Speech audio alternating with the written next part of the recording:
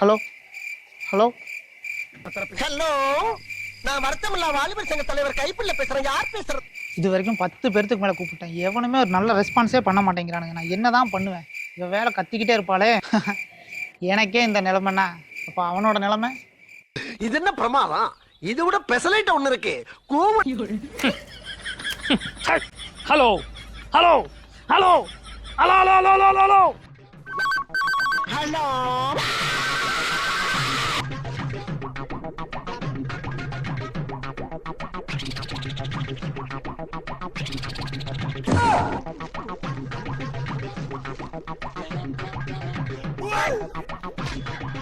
Hello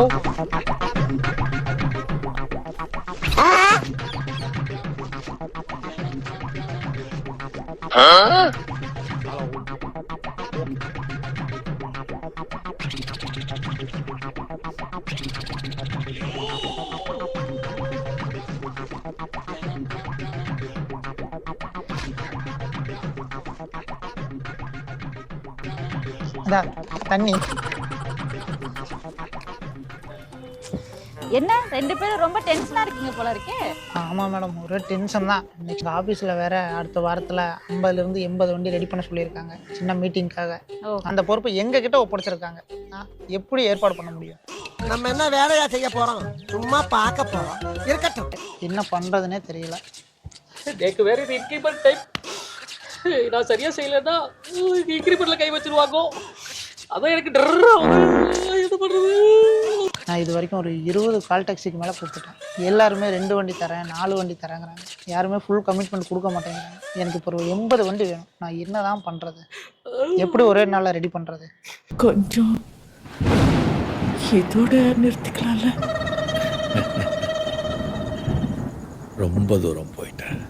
ஃபுல்லாக முடிச்சுட்டு தான் திரும்பி வரும். அட இவ்வளோதானா? இதுக்காகவா இவ்வளோ சீரியஸா 2 பேரும் சுத்திக்கிட்டு இருந்தீங்க? வந்து இப்ப நான் என்ன உங்கள்கிட்ட சொல்றது?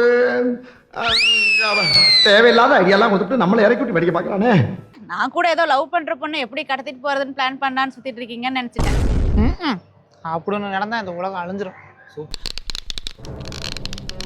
அண்ணே கொந்தளிச்சாதீங்க அண்ணே, பொறுமையா கடப்பிடிங்க. அறியாப்புல தெரியாம கேட்டான்.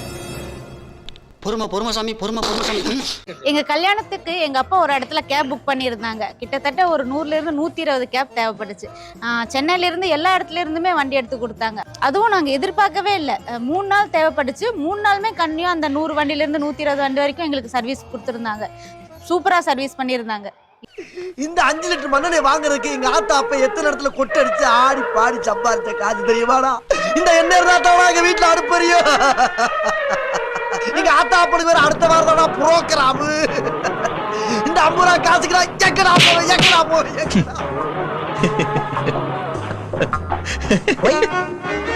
ஒய்யா உண்மை நினைச்சேன், சிரிச்சேன்.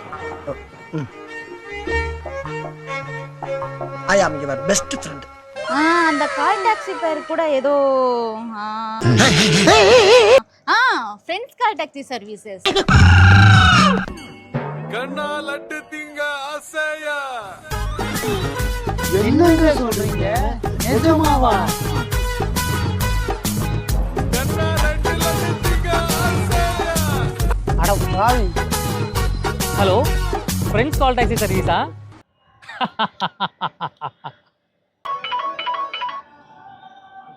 ഹലോ കൃഷ്ണ, ഞാൻ ഹലോ. പറഞ്ഞ കാര്യം എന്തായി? വണ്ടി ബുക്ക് ചെയ്തോ? செய்து மேடம், செய்து.